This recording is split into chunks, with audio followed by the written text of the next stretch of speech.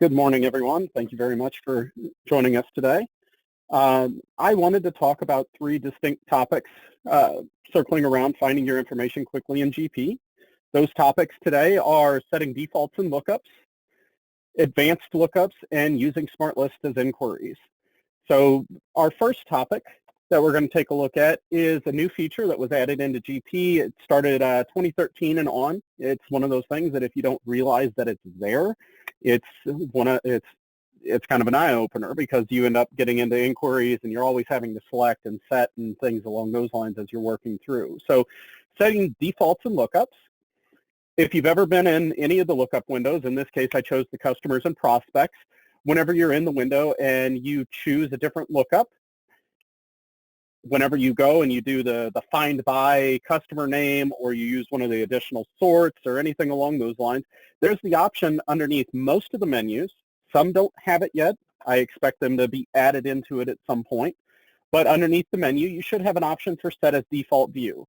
Now, there was an issue with this, a bug in some of the ones where it wouldn't actually work. If you're on 2015 and beyond, I believe that fix has been deployed and it's working for you appropriately. I know there was at one point where it was there in the option, but it wasn't working. But in this case, you can choose set as default view. And what that does is the next time I get into this window to look up my customers or my items or whatever it may be, whatever option I chose on that window will be set as the default for the find by. Now, it doesn't have the ability where you type into the field before and then you open up the lookup and it jumps you to it, but it does automatically set this value for you. So again, any of the columns that you change it to that change this find by customer name, whether they're underneath the main columns in the selection or underneath the area there, you can select those as you're looking at it. So just to give you an example, so in here we have, of course, the customer ID, which is our default in the beginning. We have our customer name that we could click on, and that would change the find by customer name like mine has. Or you have the additional sorts over here, which by default, you'll see customer class, type, salesperson ID, sales territory ID, corporate customer number, or something more appropriate to the selection that you've made or the window that you're in. You also have that ability by custom sort to come in and choose those. And what that does and what that benefit gives you is that whenever I go in and I choose my additional sort and I say, okay, you know what, anytime I get into this lookup, normally I just know my customer ID. If I know that, I can just type it in and I'm on my way. But if I come into this window, 9 times out of 10, I'm looking up by the customer class. Or maybe we're utilizing the user defined field off of the master record to look information up, whatever it may be. This set as default view, that is for my user for when I get into it. So my preference at this point comes into play, and I can make that choice for which one is most appropriate to me. So hit that drop-down, set as default view, and the next time you get into the window, that default is set for you so that it's quicker and easier to find it. If not, you can, of course, go underneath the additional sorts or click on the specific column that you're looking for at that point to select it. If you've never been into the window, again, hit the drop-down and you use the by custom sort there to be able to choose from the list of fields out here. So the next one in our list was the advanced lookups. And this is one of those that is usually kind of an eye-opener. You don't realize that it's there unless you've gone through the opening training or you've done some research or anything along those lines. The advanced lookups is found in administration underneath setup, company, and advanced lookups. And what this gives you the ability to do is add 4 additional lookup fields underneath our additional sorts in the lookup windows. So when I'm looking up a customer or I'm looking up sales documents or GL accounts, employees, items, any one of these options that you see over here underneath the drop-down, I can add on 4 of those additional fields that we saw underneath the custom sort. So instead of having to go into custom sort and choose it each time, I can use the advanced lookup to add those fields in. And what that effectively does is that adds them to my list. So here on my left-hand side, I have my before, and that's what it looked like before, so we just saw a moment ago. And then after I added the additional, the advanced lookups in the previous window, now they show up as 4 additional options underneath this before I even get to by custom sort. So that's capability is out there for you to be able to add those additional sorts, those additional lookups underneath the drop down there to make it quicker and easier. So most windows already have a few options underneath additional sorts. There's a few that don't even have anything. So the advanced lookups gives you that ability to add up to 4 within that lookup. And there's quite a few of those that were available out there. Obviously, you can get in and customize and add to any one of these that are underneath the menu.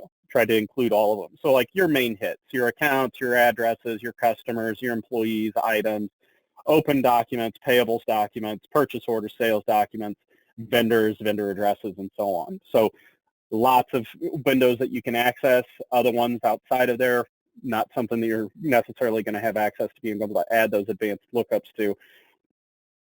But probably the main players have been addressed within it.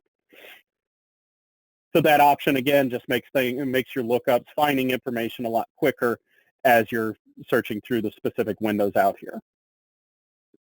And again, if you add one of these to complement the previous topic that we were talking about, if you add those advanced lookup options and you want to set that as the default view, again, add the advanced lookups. Once you select that and it says find by sales account number, then you can hit the drop down and set as default view. So always that capability there, just building on the previous topic within these lookups. The next topic for today, and we'll spend a little bit more time on this one and go through a demonstration of each one of these different options in my GP environment. But the next one is using SmartList as inquiries and lookups. And this is a concept that I throw out there an awful lot for customers that I'm engaging with that have been using GP for a long time, and also my basis for setting up new clients and things along those lines when we're going through the first parts of the implementation. And that's using SmartList for our inquiries on our lookups. So I like to gear SmartList because it's a great functionality. There's a lot of functions within SmartList that help you get from point A to point B very quickly and easily, gives you a lot more information available in these lookups and everything versus using the standard lookup windows or the inquiries in GP and things along those lines. So I always propose that SmartList possess the ability to replace your regularly used inquiry screens in most circumstances. And I say in most circumstances because there's always going to be those one or twos that are out there that it doesn't quite fit perfectly with. A great example of that is I still rely on the purchase order documents window an awful lot because it does give me that three-way match pretty quickly and easily within that window versus what the SmartList would allow me. So there's still those windows that this has a hard time replacing, but it does offer a lot of capability. So where we go with this one, and to make this work properly, is as I set up a new SmartList out here, and I define my search, in my search window, where I start is I define up to 4 different search criteria, and as I define those, I set my filter on each one of those to contains. Now, it doesn't work properly for a date. The date, you would always have to fill that in and everything, but in premise, we could set those as a default to begin with. So I set it to contains, and I leave it blank. And every single SmartList field contains blank space, which means that as soon as I run my SmartList, it's going to run it for every single field out there regardless, just as if I was running the asterisk and run it for all records. So I set those to blank for each one of those. And then I say, okay, and I go back and I set this as a favorite. And what it does is the next time I get in and I run this, my lookup can have any one of those values. So let's go in and we'll take a look at this. And as we're digging through it, so let's pull up GP. So on my Dynamics GP instance here, I'm going to go to my SmartList. And underneath sales, and we'll just do sales transactions. I have one out here that's document lookup by number, PO, name, and number. And the way that my search criteria works on this one is, again, I have those contain statements. So you can see all my records just ran. It didn't necessarily care about any of the other information. Contains is not filtering or doing anything so far. It's running it wide open. And what this gives me the ability to do is, instead of just selecting this, let's give it a double click, make it a little bit quicker, pulls open, and I come in here and say I want to look up a specific PO number, whatever it may be. So I want to look up 354. I want to look up anything that contains 345 in it for my customer PO number. I don't put anything in any of the other search fields within here, and I say OK. And now my smart list becomes a quick lookup. So I didn't use any of the other ones, but they're all set out there as defaults for me to work with. And now all of those values show up in here, regardless of where it's at. So think of the basis here. If you've got a lot of document numbers that have the prefix on them, like mine do in some cases, it makes it a lot easier for a user to be able to come in and look up document number 1019 when a customer references it, so that instead of having to type in FUL ORD 1019 like we would in the lookup windows and such in the system. And the wonderful thing about Smart List is, obviously, you can set up as many different favorites as you want. So I just cooked up a few of these today, where one is by lookup number by the number, the PO, the name, the number. But then also I have another one that's by the number, the contact name, the customer's name, and then the user-defined field 1, which is type in mine. And then another one by the statement name, name, and number. So because you have that capability out here to define as many different Smart List favorites as you want, you can have as many of these as you care to have. And each individual user, because they can set up and define a Smart List for themselves, they could define these and set them as their own as well. So maybe you set up and define a document lookup that kind of sets the groundwork for them, but then these users will want to take it a step further, and they're used to looking it up by this information. They could create their own favorites for their own user ID outside of that. So this makes the lookup so much quicker out there. And then the benefit of these versus the inquiry windows in sales and things along those lines is, whenever I find the document that I want to hop into, it's a double click away to get in and work with it in some shape or form. You know, customer called me up and I wanted to look up a document and needed to look up their purchase order that they placed with us. I looked this up quickly. Now I'm able to work with it just as I could from the normal Smart List and everything. Whereas the inquiry screens, or even starting at sales transaction entry, I would have had to go through some hoops to find that in the system. So a lot of benefit to using this. Smart List, of course, has that capability for a lot more lookups. So that ability underneath here of being able to view, getting to the sales fulfillment, transfer the documents, customer inquiries if you're using collection is out there, and so on. So all those go-tos at our fingertips using our lookup out here. If you want to take it a step further and you haven't done this yet, to further complement this configuration on your home screen, if you haven't done this to date, keep in mind you have your shortcuts pane over here.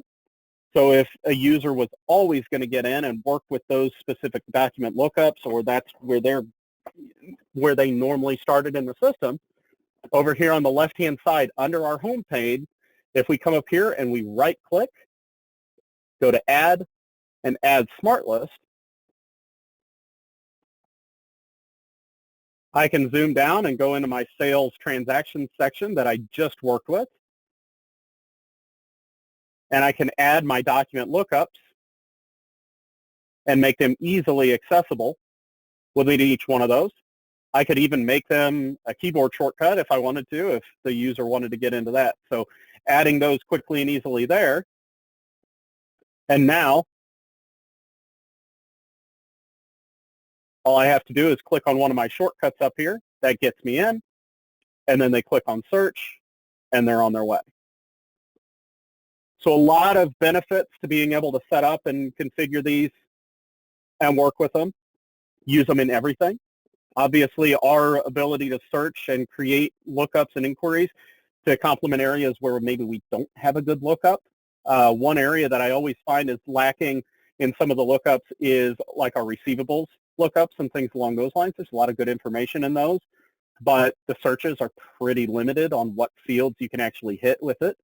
So if we come in and we look at transaction by customer, pretty limited on what I can look up. I can pull up a customer ID and then I can look up by the document number, the document date to narrow that down, but there's not much else I can do with it. So a lot of benefit to utilizing the smart list versus the lookups within here. And even these windows, when you get into the inquiries and you select a document in here and you drill into it, even once I do that, it doesn't give me that capability of being able to do more with it. You know, in this case, I'm looking up an invoice, but you know, I couldn't edit it, or even this window can't get into open documents. So the smart lists I always use this as kind of my basis for the inquiries. It seems to be the best fit for users to understand. Takes just a little bit of legwork to get these things set up and configured as favorites for the entire company. And once they're out there, training your user is pretty simple and easy, especially whenever you can set those up as shortcuts on their homepage to be able to drill into it.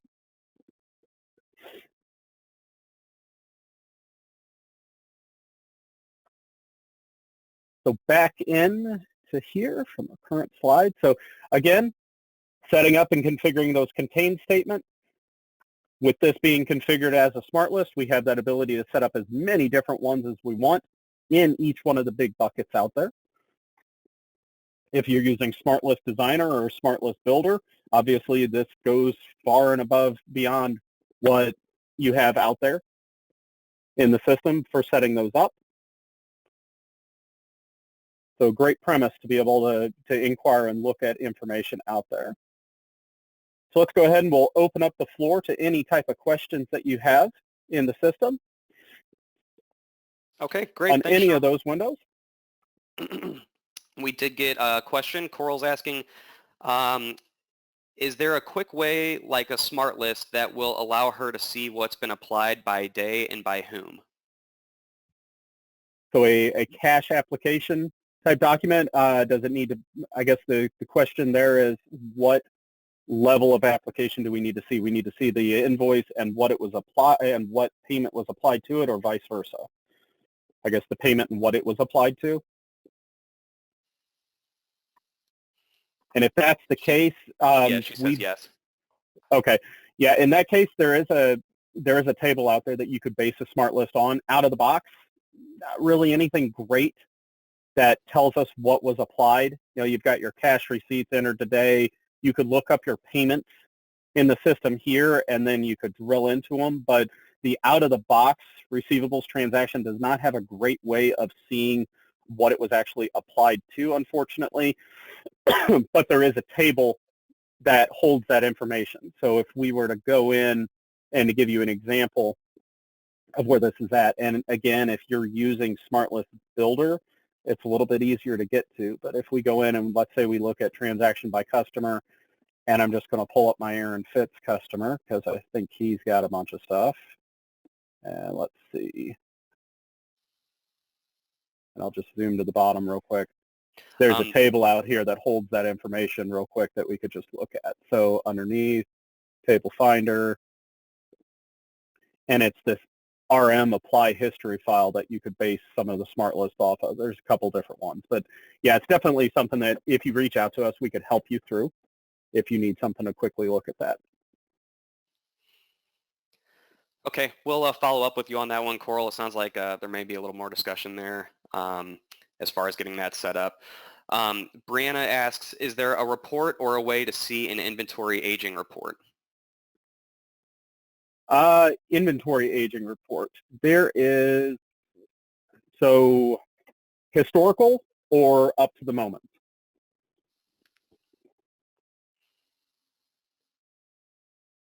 Either. Okay. Yes. In inventory, underneath our reporting section, so let me just blow this up. Underneath reports, activity, there's a host of different reports out here. The one that we primarily use for financial comparison is the historical IV trial balance report. And this one here will compare what has been in effect in the subledger versus what shows up in the general ledger. These two reports, when you look at your inventory GL numbers and your inventory trial balance report, those two numbers should match 100%. If they do not match, then you have to do a little bit of analysis and find out where the hole is. who entered in a manual transaction, where is my inventory account being used incorrectly, whatever it may be. But this is the one that we primarily use. There's two others that you can use as well, historical stock status and stock status. This is as of the moment inventory valuation. And the historical stock status allows you to pick a point in time. So both the historical stock status and trial balance are two different reports that you can use for inventory valuation. Okay. And Marta asks, is there a smart list that will pull up invoices billed via project accounting? You know, I don't know if out of the box, whenever project accounting is installed, if there's anything that it adds. It doesn't look like it. Not to say that it couldn't be something added, but out of the box, I'm not seeing anything for the project accounting side. Definitely something we can follow back up on. It could be that I don't have project accounting installed on mine right at the moment, but we can follow back up with you on that and either one, point you in the right direction or let you know if there is something available out of the box.